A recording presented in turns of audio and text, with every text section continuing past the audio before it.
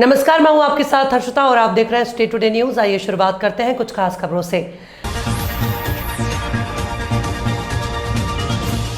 आज ग्राम पंचायत बरखेड़ा उदा भारतीय सेवा के द्वारा पाकिस्तान के ऊपर ऑपरेशन सिंदूर में विजय प्राप्त करने के उपलक्ष्य में भारतीय सेना ने शौर्य और पराक्रम दिखाया। उसकी विजय के उपलक्ष्य में तिरंगा यात्रा निकाली गई। बरखेड़ा उदय से खेड़ा देवी सिंह जी, माकड़ी चामुंडा श्रीराम नगर होते हुए ग्राम पंचायत तक चारों गांव में भव्य और ऐतिहासिक तिरंगा यात्रा निकाली गई। जय हिंद, जय भारत, भारतीय सेना जिंदाबाद। आज हमारे ग्राम पंचायत बरखेड़ा उदा में महिला सरपंच कमलेश भाई भवन शंकर मीणा के नेतृत्व में ग्राम पंचायत बरखेड़ा उदा, गांव खेड़ा देवी सिंह जी का और माकड़ी चामुंडा होते हुए श्री रामनगर तिंटापरी तिरंगा यात्रा, देश के सेना ने जो पाकिस्तान के मुंह तोड़ जवाब दिया और उसको खदेड़ा है, इस सम्मान में ये यात्रा निकल गई है। और हिंदुस्तान के हर आदमी के, हर नागरिक के जज्बे में एक हिंदुस्तान जिंदाबाद और तिरंगा यात्रा का सम्मान, और हिंदुस्तान के हर गांव गलियों में ये यात्रा निकल जा रही है। हमारे यहाँ की महिला सरपंच होते हुए एक जागरूकता दिखाई और ग्राम पंचायत में यात्रा निकाल के मैसेज दिया कि सभी ग्रामीण क्षेत्रों में ये यात्रा निकाली जाए, क्योंकि देश की सेना के सम्मान में हम सब मैदान में। हिंदुस्तान जिंदाबाद, हिंदुस्तान जिंदाबाद, भारत माता की जय, भारत माता की जय। कटनी में आपने आदमियों को ठगी का शिकार होते हुए कई बार देखा और सुना होगा, लेकिन अगर हम कहें कि मध्य प्रदेश में एक ऐसी भी जगह है जहां मुर्दों के साथ ठगी गई है, तो आप क्या कहेंगे? हो गए ना आप भी हैरान? तो चलिए हम आपको पूरी कहानी से रूबरू कराते हैं, जहां आए दिन मुर्दों के साथ छलावा किया जा रहा है। मामला मध्य प्रदेश के कटनी जिले का है, जहां मुर्दों के अंतिम संस्कार के लिए तकरीबन 1 करोड़ रुपए खर्च किए गए और नतीजे के नाम पर कुछ भी हासिल नहीं। यह है कटनी जिले के शहरी क्षेत्र का मुक्तिधाम, जहां मनुष्य की अंतिम यात्रा खत्म होती है। यहाँ कुछ समाज सेवियों ने अंतिम संस्कार के लिए तमाम तरह के दान पुण्य करके इसे बेहद खूबसूरत बनाने की कोशिश भी की है, ताकि यहाँ आने वाले लोगों को पल भर का सुकून हासिल हो सके। इस मुक्ति धाम के भीतर बना है गैस आधारित शवदाह गृह, जिसे पूरी तरह बनाने में तकरीबन 1 करोड़ रुपए फूंक दिए गए। ये बात अलग है कि इस शवदाह गृह से आज तक एक भी शव को फूका नहीं जा सका। दरअसल पर्यावरण संरक्षण को देखते हुए मुक्ति धामों में गैस आधारित शवदाह गृह बनाया गया। इस शवदाह गृह को जिला प्रशासन ने डीएमएफ फंड के जरिए निर्माण कराया। इस निर्माण में प्रशासन के तकरीबन 1 करोड़ रुपए खर्च हुए, लेकिन 2017 से शुरू हुआ और 2020 में बन चुके शवदाह गृह को आज तक चालू नहीं किया गया। आलम यह है कि शवदाह गृह की मशीन जो अंतिम संस्कार के लिए उपयोगी है, वो भी अब अंतिम चरण की ओर है। और शवदाह गृह का जो स्ट्रक्चर खड़ा है, वहां जंग लगे, ताले लगे हैं। इस बात की गवाही देते नजर आ रहे हैं कि जनता के खून पसीने की कमाई का इस्तेमाल कैसे किया जा रहा है। कटनी का प्रसिद्ध और प्राचीनतम मुक्तिधाम है, जहां हजारों लाखों लोगों के अंतिम संस्कार हुए हैं। प्रशासन से हमने निवेदन करके लोकप्रिय विधायक संदीप जायसवाल जी की मदद से पर्यावरण संरक्षण मद से 53 लाख रुपए से गैस आधारित शवदाह का निर्माण कराया गया था, किंतु दुर्भाग्य है लाल पीताशाही का ये भी हमारा मुक्तिधाम शिकार हो गया और निर्माण के बाद भी उसमें हम किसी भी प्रकार के अंतिम संस्कार नहीं कर सके, क्योंकि वह आज भी बंद पड़ा है। लगभग 1 करोड़ की लागत से बना यह आम जनता की सुविधा के लिए, पर्यावरण को संतुलन के लिए, एक शरीर में अंतिम संस्कार में लगभग 3.5 कुंटल लकड़ी लगती है। वह लकड़ी बचती, लोगों का समय बचता, 3 घंटे में हम वह अस्थियाँ उनको दे देते थे, किंतु आज ये लाल फीताशाही का हिंदुस्तान के सेंटर पॉइंट का मुक्तिधाम शिकार हो गया। इसी क्रम में हमारे पूर्वजों ने जो व्यवस्था बनाई थी कि बच्चों को दफनाने की जो हमारी सनातन परंपरा है, उसके तहत ये जगह आरक्षित थी, किंतु जीआरपी, आरपीएफ और शासन की गुंडागिर्दी, विशुद्ध रूप से गुंडागिर्दी के चलते लावारिस लाशों को यहाँ दफन किया जाता है। इतनी जगह नहीं है। आज एक लावारिस लाश जीआरपी के द्वारा दफनाई जा रही थी, उनके द्वारा जिस तरीके जेसीबी से खोदा जा रहा था, बगल में दफन वह लाश भी दूसरी ऊपर आ गई, जो भी आपने देखा किस तरीके से बदबू में परिणत हो चुकी है। तो यहाँ लोगों का जीना दूभर हो रहा, बैठना दूभर हो रहा। हमारा शासन से विनम्र अनुरोध है कि लावारिस लाशों को स्टेशन के पीछे कटनी रेलवे की लगभग 100 हेक्टेयर ज़मीन है, जहाँ पहले दफनाया जाता था, वहाँ दफनाएं। यहाँ हमारे किशोरों को, बच्चों की आत्माओं को पीड़ित न किया जाए। और हमारा नगर की जनता से भी अनुरोध है कि यहाँ जो सेवादार सेवा करना चाहें, उनका स्वागत है। कल नर्मदापुरम के शगुन गार्डन में यादव क्षत्रिय समाज के तत्वाधान में युवक युक्ति परिचय सम्मेलन मेधावी छात्र छात्राओं के सम्मान और रिटायर्ड वरिष्ठ जनों जिन्होंने सरकारी संस्थानों में सेवा दी, ऐसे महानुभावों के इस सम्मान समझ में सिवनी मालवा के विधायक प्रतिनिधि रोहित यादव मंडलोई जी शामिल हुए। सभी आयोजनकर्ता कर्मचारी संघ समिति के सभी पदाधिकारी गणों को सफल आयोजन की बहुत बहुत बधाई और शुभकामनाएं। कार्यक्रम में पधारे सभी अतिथियों, वरिष्ठ जनों, माता बहनों और प्यारे बच्चों का भी बहुत बहुत धन्यवाद किया। एक बात वकील साहब ने बोली है, हालांकि मालूम है सबको 75% से ऊपर, 12वीं में 90% से ऊपर, नहीं 10वीं में 90% से ऊपर और 12वीं में देखा मुझे। पन्ना जिले के अजयगढ़ थाना अंतर्गत अजयगढ़ पन्ना के बीच विश्रामगंज घाटी में एक महिला की चलती यात्री बस से गिरने से दर्दनाक मौत हो गई है। घटना के संबंध में साधना तिवारी पिता संगम तिवारी ने बताया कि वो अपनी मां प्रेमबाई शुक्ला पति संगम तिवारी उम्र लगभग 59 वर्ष निवासी ग्राम वीरा थाना अजयगढ़ के साथ अजयगढ़ से अगोहा बस में सवार होकर पन्ना जा रही थी, जहां से अमानगंज जाना था। जैसे ही बस विश्रामगंज घाटी पर पहुंची, मां प्रेमबाई को चक्कर आने लगे और उल्टी आने लगी। जैसे ही वो सामने वाली सीट पर बैठने जा रही थी कि अचानक पीछे की ओर पलट गई। दरवाजा खुला होने से वो सीधे नीचे गिरकर गंभीर रूप से घायल होकर बेहोश हो गई। लोगों के द्वारा शोर मचाने पर कुछ दूरी पर बस रुकी। साधना ने अपनी मां को संभाला, लोगों ने भी मदद की, लेकिन घटनास्थल पर मोबाइल नेटवर्क नहीं होने से किसी भी इमरजेंसी हेल्पलाइन नंबर डायल 100 या 108 एम्बुलेंस को कॉल नहीं लगा।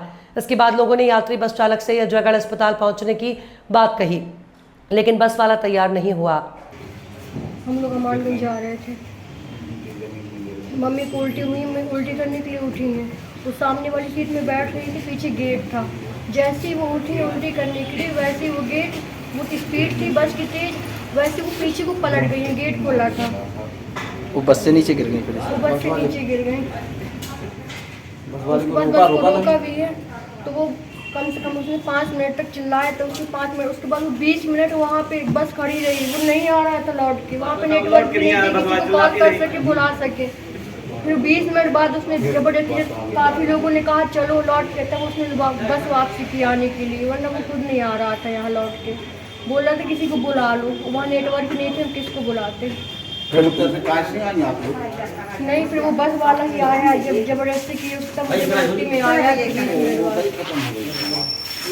सांसें चल रही थी, मैंने देखा है, वो सांसें चल रही थी उस टाइम पे, वो इस तरह से कर रही थी वो। उसके बाद वो आते आते खत्म हो गई। कम से कम 20 मिनट तो वहीं पे लेटी थी। किस बस? बस का नाम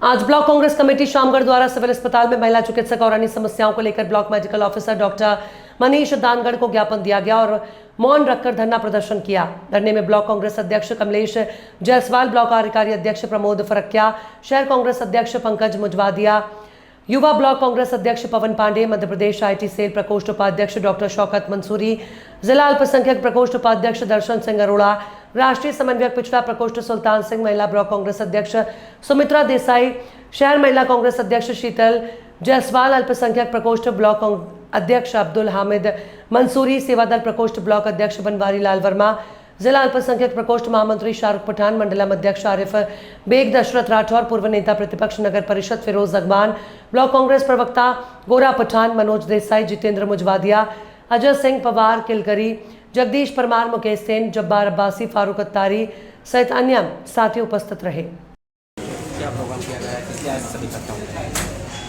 पिछले 1.5-2 महीने से हमारे यहाँ पर जो महिला चिकित्सक को हटाया गया था, उसके बाद यहाँ पर कोई नियुक्ति नहीं की गई है। बहुत ही गंभीर विषय है। बिना महिला चिकित्सक के यहाँ पर महिलाओं को परेशानी आ रही है और उसी परेशानी को देखते हुए ब्लॉक कांग्रेस कमेटी द्वारा आज यहाँ पर एक ज्ञापन दिया गया, छोटा सा धरना दिया गया है और चेतावनी दी है यहाँ पर हमने कि अगर इसको जल्दी नियुक्ति नहीं की गई तो अगले समय में हम यहाँ पर अनिश्चितकालीन धरना देंगे। ज्ञापन किसके माध्यम से और कहाँ दिया गया है? हम ज्ञापन हमने BMO साहब को दिया है। ज्ञापन में महिला चिकित्सक के अलावा भी कई सारी चीज़ें हैं जो हमने यहाँ पर डॉक्टर साहब को हमने यहाँ पर नोट करके दिए। जैसे कि डिजिटल एक्सरे यहाँ पर होता है लेकिन उसकी कॉपी नहीं दी जाती, फिल्म नहीं दी जाती है। सोनोग्राफी हमारे यहाँ पर सप्ताह में 1 बार होती है। हमारी मांग है कि सोनोग्राफी डेली हो, जिससे यहाँ पर कई सारे पेशेंट ऐसे होते हैं जो जिस दिन नियत दिन नहीं आ पाते हैं और बाहर जाना पड़ता है, उनको खर्चा भारी पड़ता है। यहाँ पर सुविधा होते हुए भी अगर हम यहाँ पर उसका उपयोग डेली नहीं कर पाएंगे तो ये हमारे लिए बड़ा चिंता का विषय है। इसके अलावा एक फिजियोथेरेपिस्ट की यहाँ पर नियुक्ति है और फिजियोथेरेपिस्ट का उपकरण यहाँ पर उपलब्ध नहीं है, उसके लिए भी हमने मांग करी है। आलमगढ़ गांधीनगर में पिछले 1 वर्ष पूर्व संजीवनी क्लिनिक खोला गया था, वो भी अभी तक चालू नहीं हुआ, उसकी मांग की गई है, उसको चालू किया जाए। अन्य कई सारी समस्याएं हैं जिनको लेकर हमने आज का अस्पताल में रोगी कल्याण समिति बनी हुई है, उसका सहयोग मिलता है नहीं मिलता है इसके बारे में? रोगी कल्याण समिति एक ऐसी संस्था है जो यहाँ पर हॉस्पिटल को पूरी तरह से चला रही है और सपोर्ट पूरा रहता है। और मैं स्वयं उसमें एक मेंबर हूँ। हमारा प्रयास ये रहता है कि कोई भी समस्या आए तो उसका निराकरण हम तुरंत करें, लेकिन ये डॉक्टर्स की नियुक्ति शासन द्वारा की जाती है, उसके लिए शासन के ऊपर हम निर्भर रहते हैं। नहीं, जो मशीनें की आवश्यकता है वो रोगी कल्याण समिति के पास लाखों रुपये की आय बचत है, ये उससे भी पूरी हो सकती है? नहीं, वो उसमें एक हम मानते हैं कि लाखों रुपए का फंड है, लेकिन एक सीमित समय के लिए हमारे पास रहता है। वो हम रिजर्व फंड इसलिए रखते हैं कि बाद में कहीं और कोई आवश्यकता पड़े तो हम उसका इस्तेमाल करें। जैसे कि हम बताएं आपको, पूर्व में जब ये भवन बना तो वो रोगी कल्याण समिति के पैसे से ही बना था। बाद में शासकीय सहायता प्राप्त हुई है, सिविल हॉस्पिटल बना, पीछे बिल्डिंग नहीं बनी। लेकिन आपको पता होगा कि जब तक ये सिविल हॉस्पिटल घोषित नहीं हुआ था, उसके पूर्व जो भवन बना हुआ था वो रोगी कल्याण समिति की जो राशि एकत्रित करी थी, हमने दुकानों को बेचकर दुकानें बनाकर सेल करी थी, उसकी राशि से यहाँ पर हॉस्पिटल बना। इससे पहले भी कांग्रेस द्वारा इस स्वास्थ्य सुविधाओं को लेकर एक रैली निकाली गई थी और देखने में आया है कि आज भी वापस स्वास्थ्य सुविधाएं वहीं की वहीं है, जहां से खड़े थे वहीं खड़ा। आगे अगर यहाँ स्वास्थ्य सुविधाएं नहीं होती है तो क्या एक्शन होगा? हम फिर वापस जनता की लड़ाई के लिए हम खड़े हैं।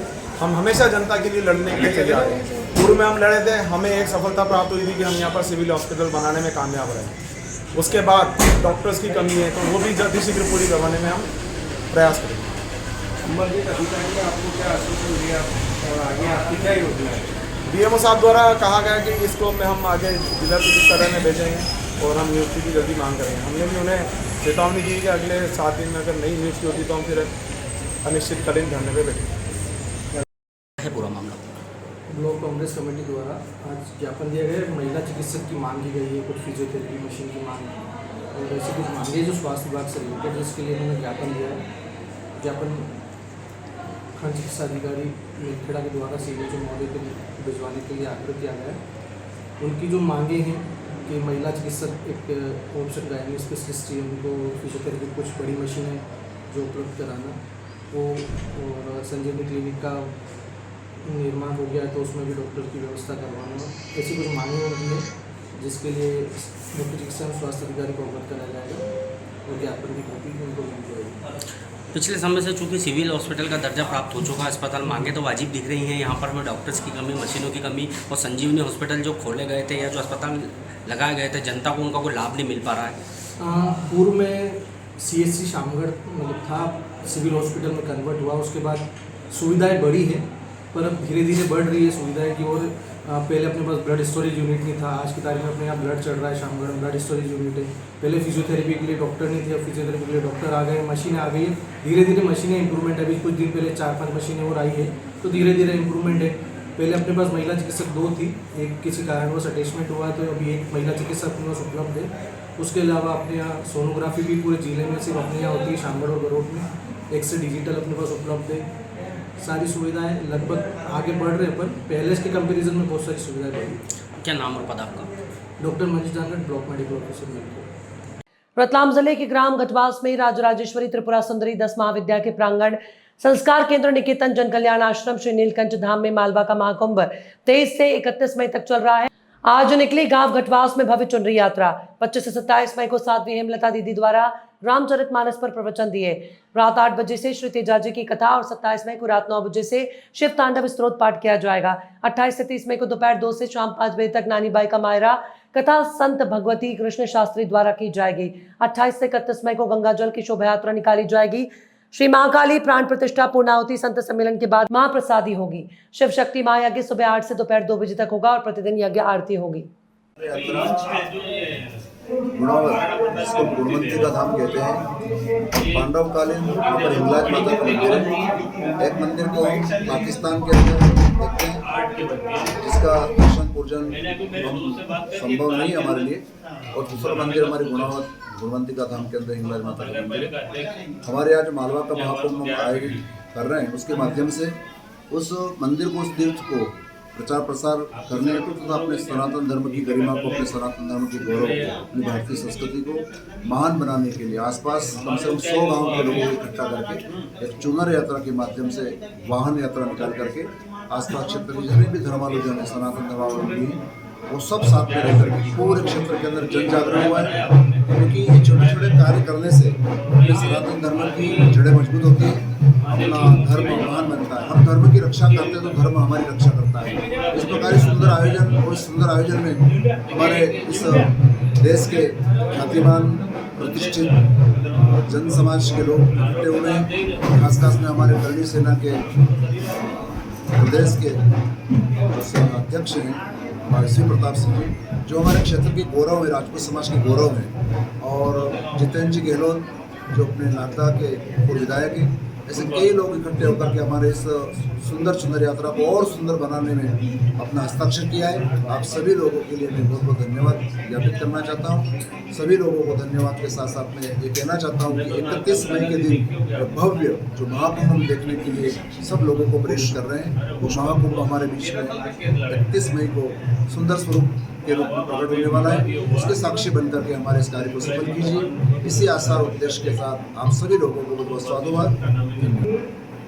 2002 में यहाँ पर 1008 करोड़ ओम शिवाय नमः का लेखन हमने प्रारंभ किया था। सतत 1 वर्ष तक पूरे क्षेत्र के अंदर कम से कम 200 गाँवों में लोगों ने माला से तथा अपने हाथ से लिख करके ओम शिवाय नमः के ऐसे पत्र, जिनको हमने 4-5 ट्रक में भर करके ओंकारेश्वर में जाकर के नर्मदा नदी में आटे की गोली बना करके उस संगम में हमने प्रवेश किया और पूरे क्षेत्र को एक धर्म के वातावरण से जोड़ करके हमने वो संकल्प पूर्ण किया है। उस समय 1 वर्ष के लिए मैंने अन्न का त्याग किया था। उसके बाद में हमारे गुरु जी के कहने से पंगत में बैठ करके मैंने अन्न का आहार लिया। आज यहाँ पर आहार लिया, कल किसी और के यहाँ आहार लिया। तो कुछ लोग हमारे यहाँ आप आइए, हमारे यहाँ आप आइए, इस प्रकार को श्रृंखला टूटती जा रही थी। कईयों कुछ लोगों को इस मन में लगा कि गुरुजी मेरे यहाँ पहले आए, मेरे यहाँ पहले आए। उस दिन से वापस संकल्प किया और आज 25 वर्ष हो गए मैं आज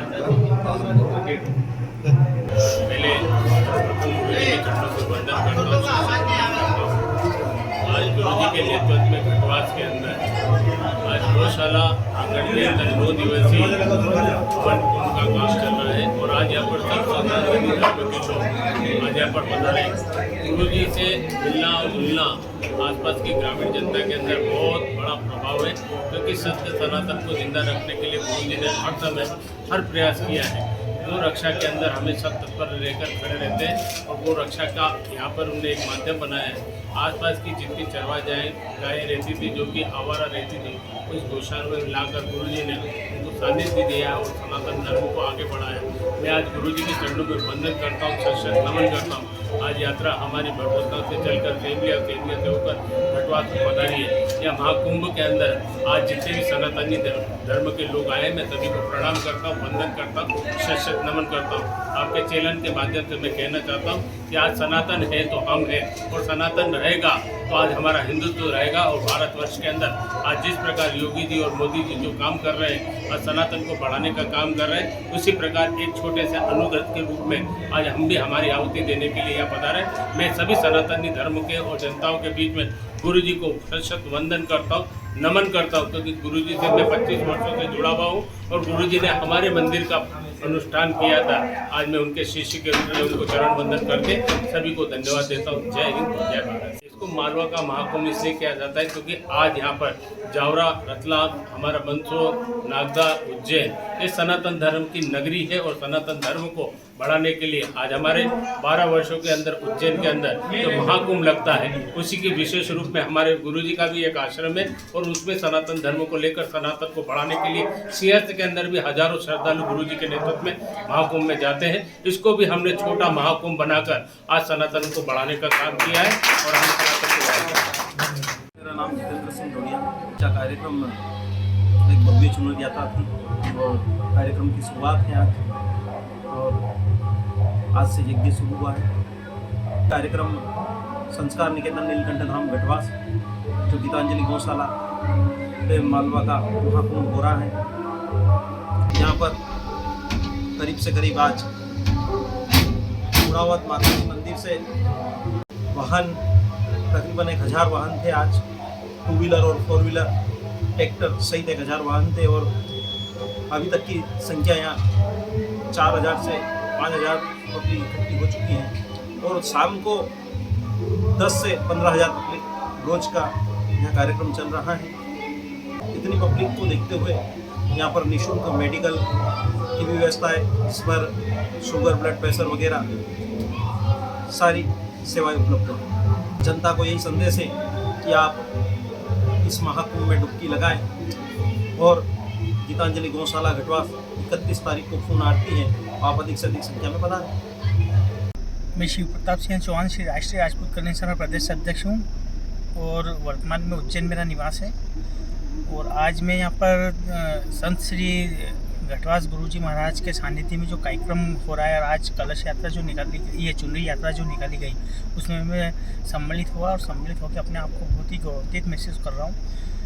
बहुत ही अच्छा कार्यक्रम रहा, और यहाँ पर अभी जो सत्संग चल रहे हैं ये 31 तारीख तक चलेंगे, तो यहाँ पर बड़ी संख्या में श्रद्धालु सत्संग के लिए और धर्म का लाभ लेने के लिए पधार रहे हैं। और यहाँ पर अभी गौशाला का भी निर्माण कार्य चल रहा है, मंदिर का भी निर्माण कार्य चल रहा है, जिसमें सभी अपनी अपनी तरफ से यथाशक्ति योगदान कर रहे हैं, योगदान दे रहे हैं। तो इसी कड़ी में श्री राष्ट्रीय राजपूत कल्याण सेना भी धर्म के काम में बढ़ चढ़कर हिस्सा लेती है, क्योंकि जिस देश का धर्म सुरक्षित है, जिस देश की संस्कृति सुरक्षित है, वह देश सुरक्षित है जी। निश्चित तौर पे इसे ये मालवा के सेंटर में ही आता है, और यहाँ से अभी आप देखेंगे कि कुछ हर साल उज्जैन में महाकुंभ लगता है, हर 12 वर्ष में महाकुंभ आता है यहाँ पर उज्जैन में। तो ये इसे मालवा का कुंभ कह सकते हैं। धन्यवाद। ग्राम बालोदा निवासी तांत्रिक मुबारक मंसूरी के द्वारा ग्राम बालोदा और आसपास गांव की भोली भाली महिलाओं को अपनी तांत्रिक विद्या से वशीभूत करके उनका आर्थिक और शारीरिक शोषण करता आ रहा था। इसकी जानकारी पुलिस को कुछ समय पहले से जानकारी मिली। गरुड़ पुलिस ने तत्परता से कार्रवाई करते हुए मुबारक मंसूरी को गिरफ्तार कर उसके पास टोने टोटके करने की मुस्लिम पुस्तक और कुछ आपत्तिजनक सामग्री और मोबाइल से हिंदू महिलाओं के आपत्तिजनक वीडियो मिले हैं, जिसमें साबित होता है कि युवक हिंदू महिलाओं को लव जिहाद में फंसाकर अश्लील हरकतें और बलात्कार जैसी घटनाओं को अंजाम देता था। वो अपना नाम मुबारक मंसूरी के बजाय हिंदू नाम बताता था और गलत हरकतें पिछले काफी समय से करता आ रहा था, जिसे गरुड़ पुलिस ने गंभीरता से लेते हुए तत्काल गिरफ्तार कर जेल पहुंचा दिया। पिछले 3 दिन पहले हिंदू संगठनों मुस्लिम मुबारक मंसूरी का जुलूस निकालने और उसका घर जमींदोज करने के लिए आवेदन दिया था और चेतावनी दी थी कि अगर 48 घंटे में अपराधी का घर नहीं गिराया गया तो उग्र आंदोलन किया जाएगा। लेकिन अभी खबर लिखे जाने तक अपराधी का घर नहीं गिराया गया और न ही पुलिस के द्वारा आश्वस्त किया गया कि मकान कब टूटेगा। खबरों में फिलहाल इतना ही। और भी खबरों के अपडेट्स के लिए आप देखते रहिए स्टेट टुडे न्यूज।